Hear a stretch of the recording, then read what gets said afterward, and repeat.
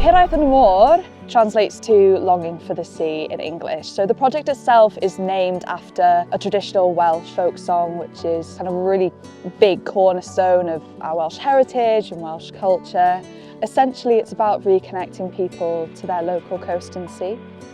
First and foremost, we're facing a nature and climate crisis, and our ocean sits right at the heart of that.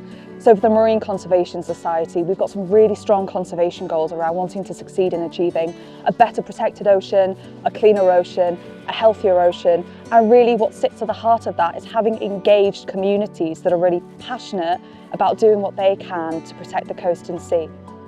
It's very rare that you hear the voices of local people and communities, and those are the people actually living by the sea, working by the sea, relying on the sea for their mental health and well-being. So for us, this project was a way to kind of amplify those voices, get people involved and kind of hear their opinions and use those opinions in the management and decision-making around the coast and sea.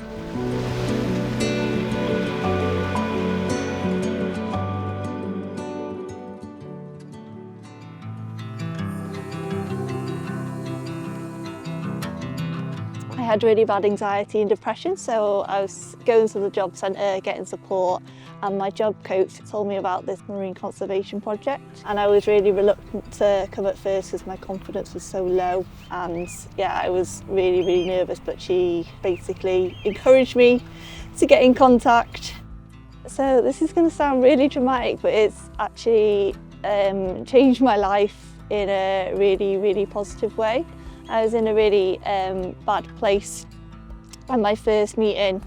Everyone was so nice and it was such a positive experience that I've made so many good connections, made me believe in myself more. So I managed to secure a job in the summer for Chester Zoo, and then also, leading on from that, I managed to get a placement within the project as project support. So I've seen a little bit of the project behind the scenes. So it really has boosted my confidence, and I love working and doing conservation in my local area with my community.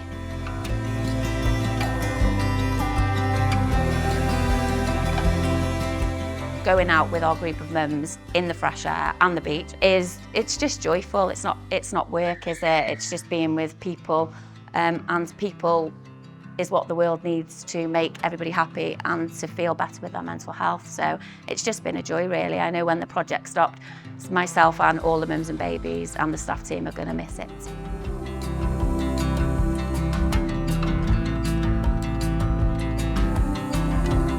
I wanted to actually join a cycling club beforehand, but then I ended up joining them instead because I thought, oh, okay, it's really it's free and it's really near me, so I can just ride my bike to get there.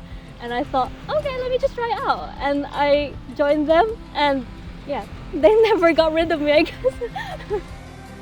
I've made so much really good connections. I've met so many beautiful people. Just being part of a community of like-minded individuals that has a very similar goal, which is just to make the world a better place. I think, yeah, that was very healing for me.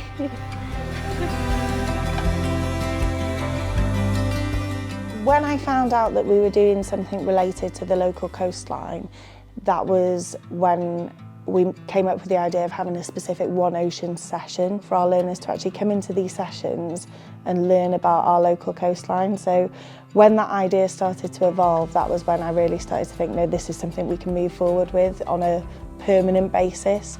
It was Hiraeth yn y Môr that actually helped us set up those sessions and gave us the ideas to work towards the One Ocean Award. At its simplest, ocean literacy is defined as having an understanding of the ocean's influence on you and your influence on the ocean. So ocean literacy is really about raising that connection, that awareness, that understanding of the everyday role of the ocean and how we can impact it. I can't believe how much the learners have got out of it. We have witnessed people that have never been to the beach before now showing a passion for sea life, for local animals, wanting to go out, suggesting trips out. We've seen parents say that their children have absolutely adored the sessions and come back talking about them, and just to be able to get outside and see what's on your doorstep is what ocean literacy is about.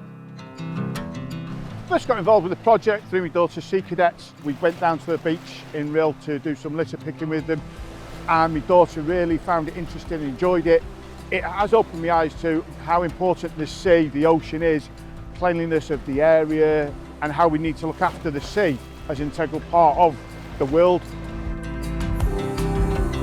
This has been very educational for me, and I'm learning through every workshop about the environment and marine conservation. I feel connected to the sea massively. I think it's great for mental health. It always helps me if I've been for my stint on the beach.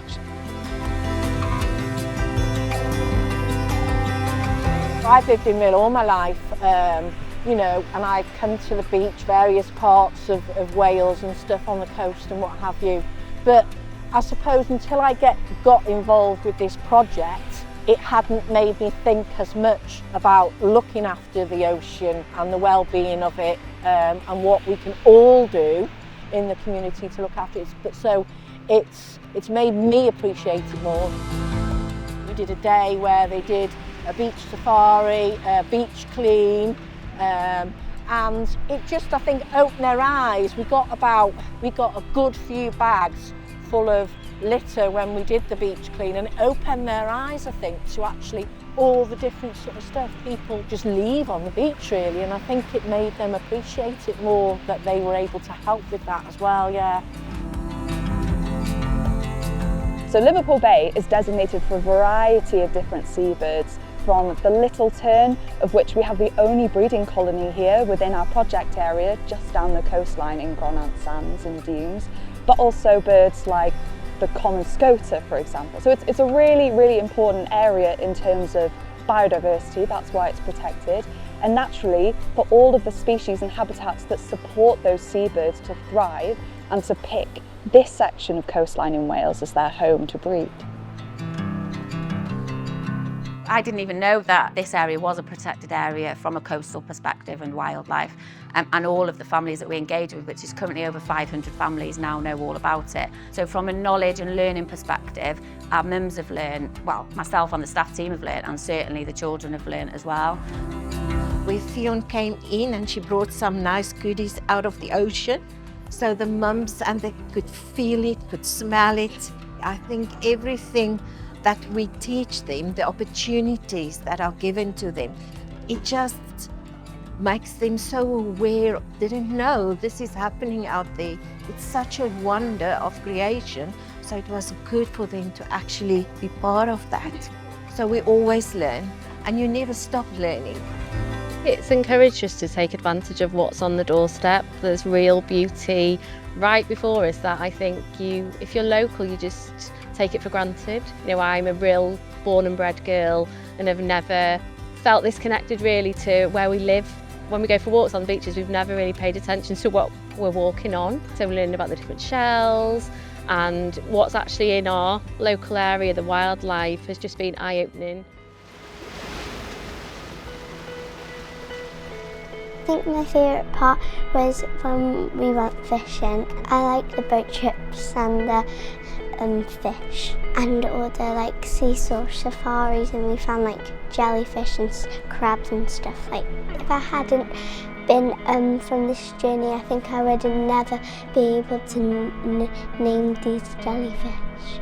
It was really nice seeing new people that loved the ocean as well, and it was really fun meeting other people.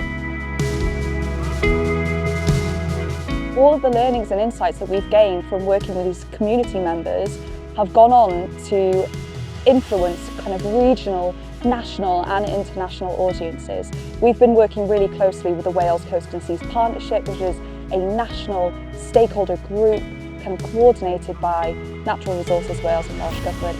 And actually feeding in the insights from our community members, we've been able to influence, shape and create the UK and actually Europe's first ever National Ocean Literacy Strategy.